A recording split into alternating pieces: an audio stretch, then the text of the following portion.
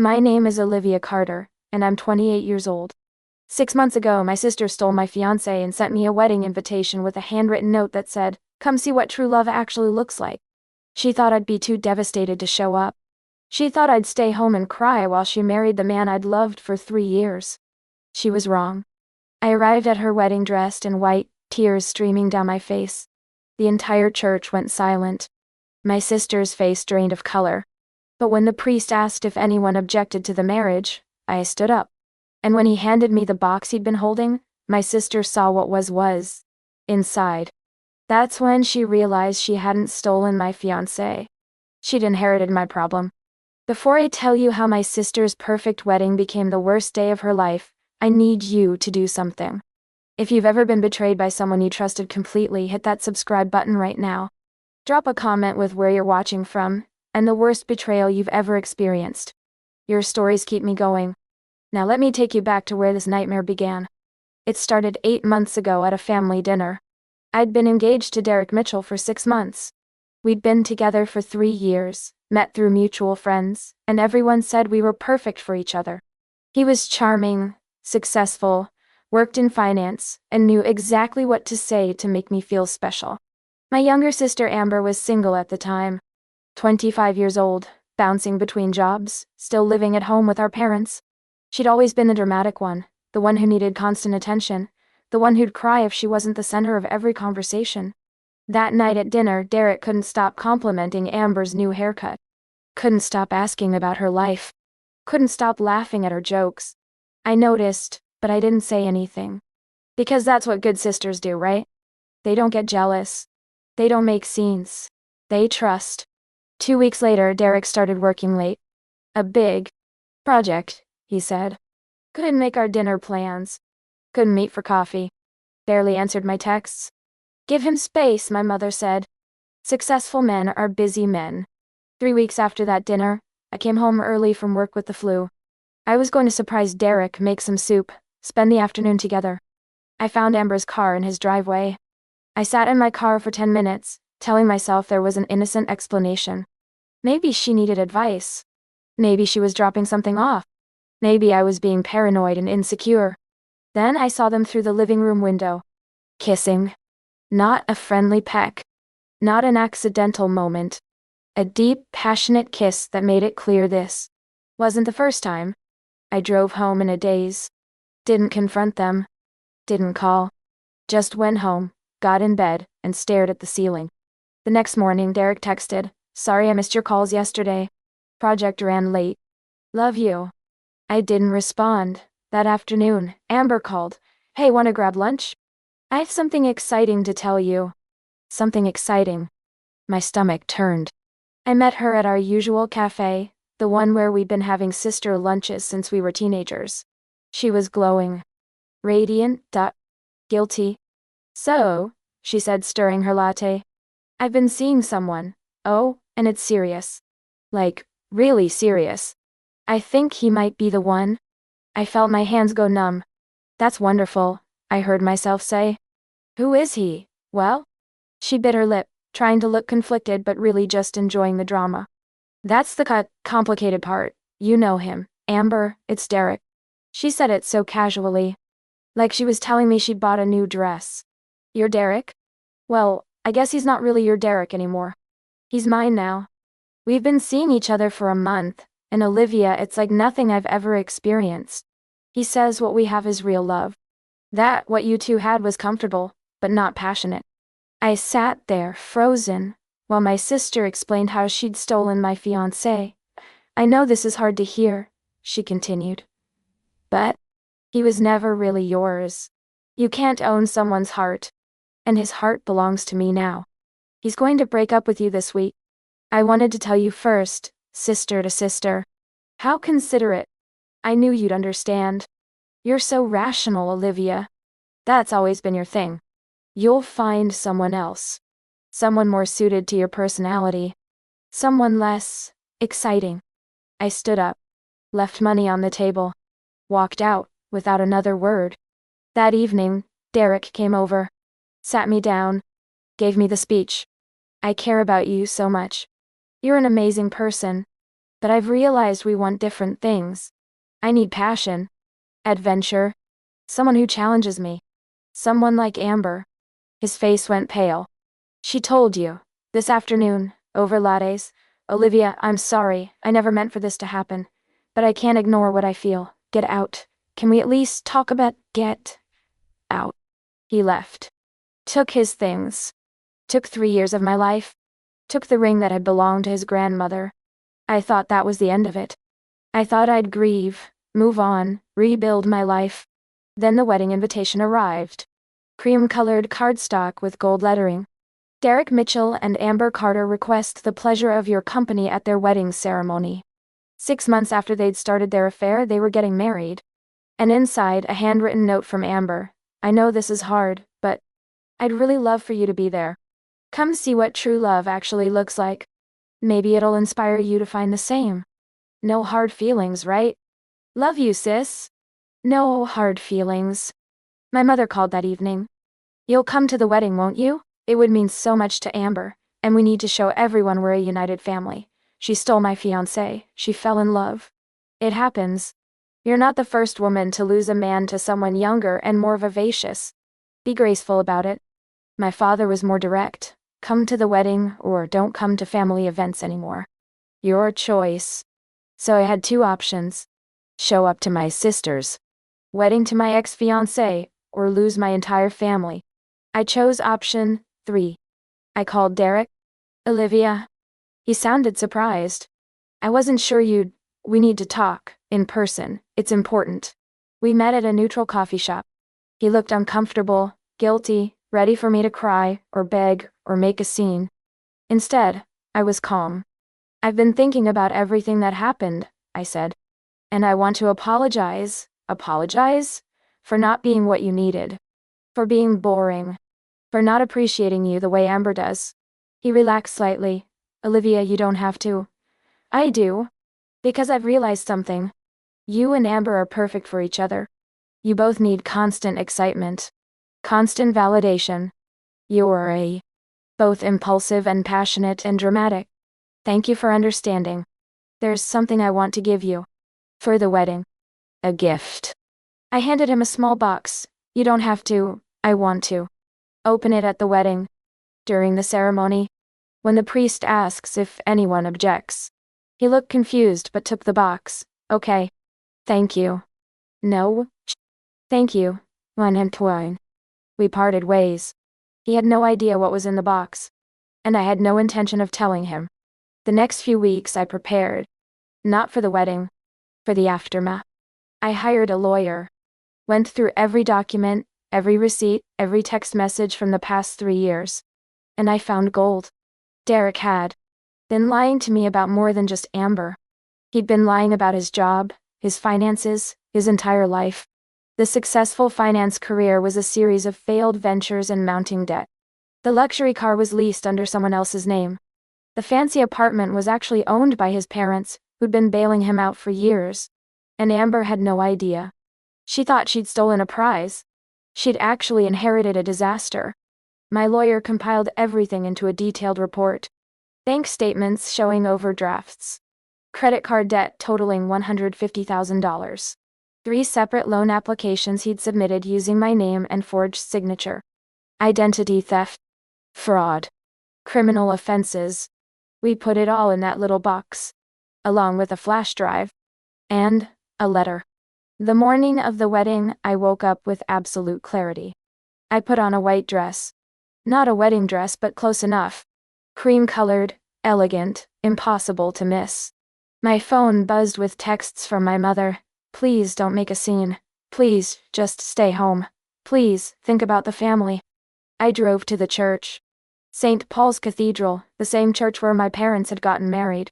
The same church where I'd imagined marrying Derek. I walked through the doors at exactly 2:15. 15 minutes before the ceremony. The church went silent. Everyone turned to stare. Amber, standing in the bride's room doorway in her wedding dress, went completely pale. My mother rushed over. What are you doing? Attending my sister's wedding, like you insisted, not dressed like that, you said to come. You didn't specify the dress code. The wedding planner looked panicked. Amber looked furious. But what could they do? Make a scene by throwing me out? That would be worse than letting me stay. I took a seat. Back row, right on the aisle. The ceremony began. Amber walked down the aisle on our father's arm, shooting daggers at me with her eyes. Derek stood at the altar looking uncomfortable, probably wondering why his bride looked so angry. The priest began the ceremony. I sat quietly, hands folded, expression serene. Then came the moment. If anyone here knows any reason why these two should not be joined in holy matrimony, speak now or forever hold your peace. I stood up. The church erupted in gasps. Amber's face turned bright red. Derek looked like he might pass out. I have something to say. Olivia, sit down, my mother hissed. Actually, the priest said, looking at me carefully, I've been asked to deliver something. He reached into his pocket and pulled out the small box I'd given Derek weeks ago. Derek's face went from pale to gray. The groom was instructed to open this during this particular moment, the priest continued. He gave it to me before the ceremony started, saying it was important. My sister's voice was shrill. What is this, Derek? The priest opened the box, removed the papers inside, and began to read.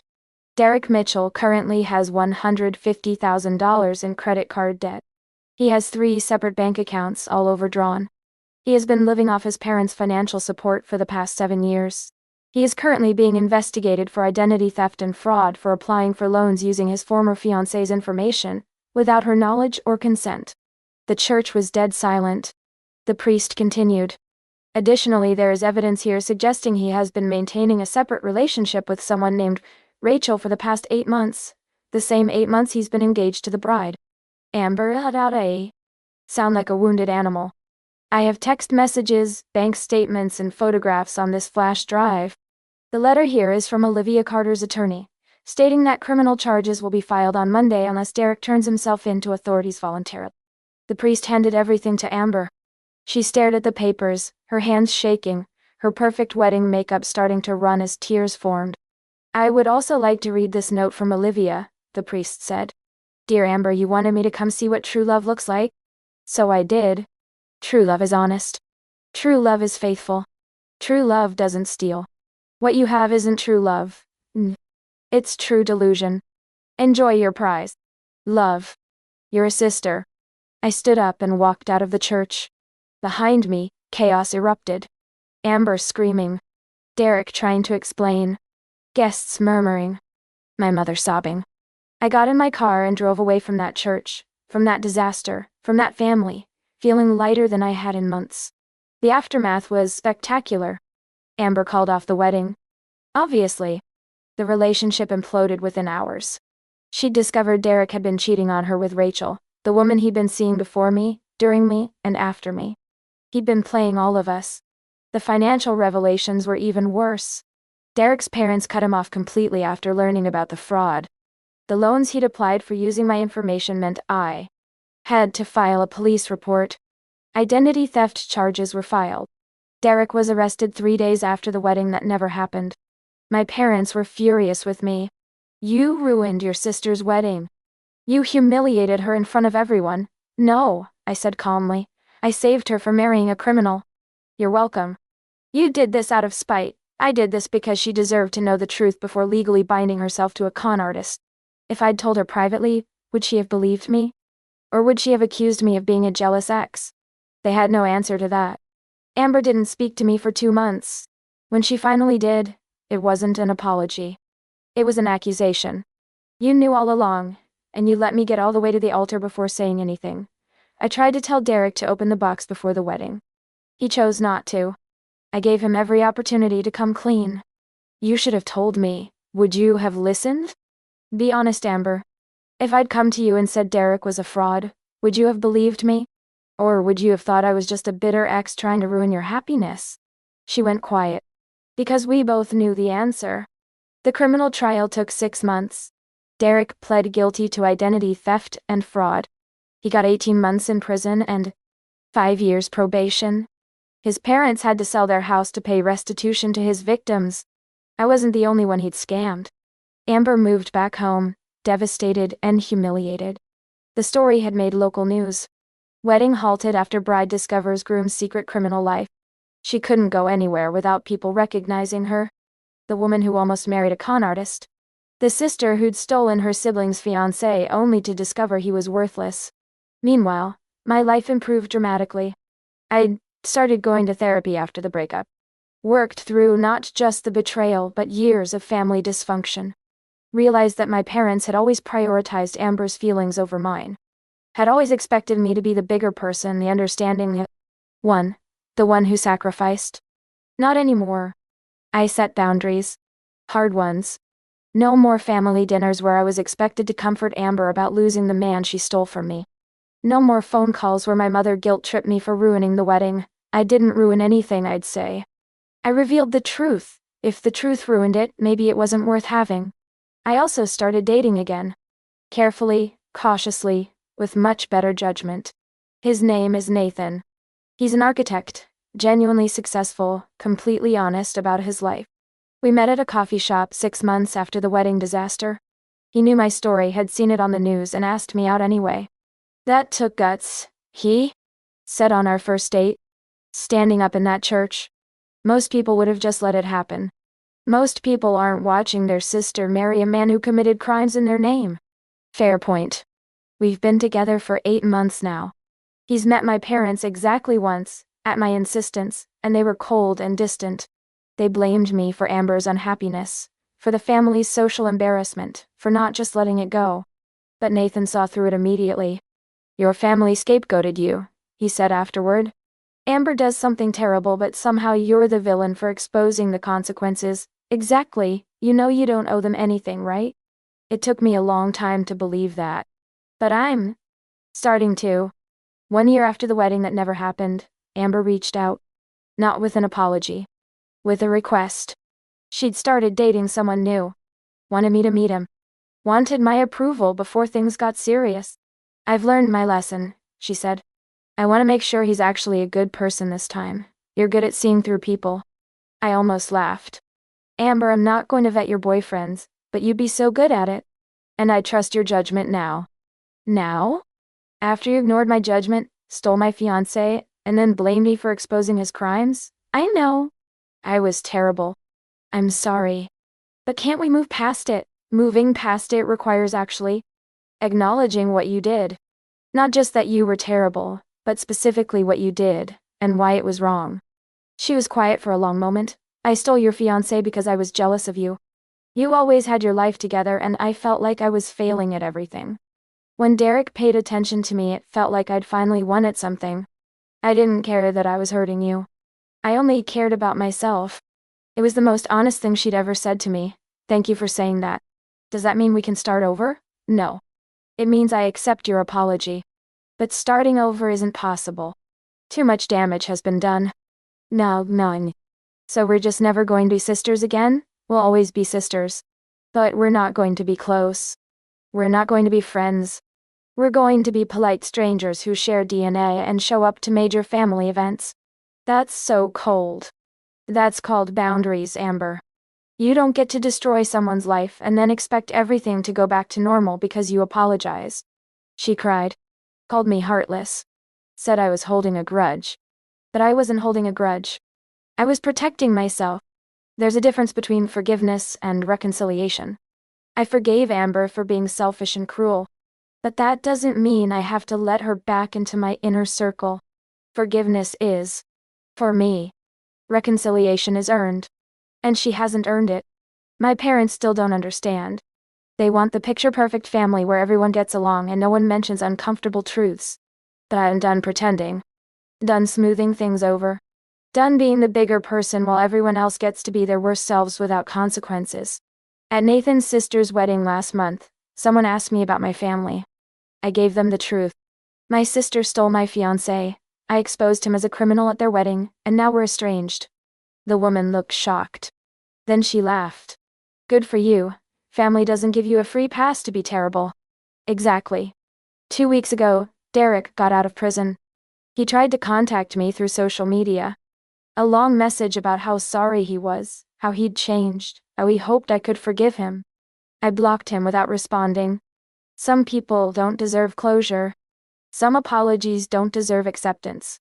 Some relationships don't deserve resurrection. Derek took 3 years of my life, committed crimes in my name, cheated on me repeatedly, and then let my sister take the fall for his failures.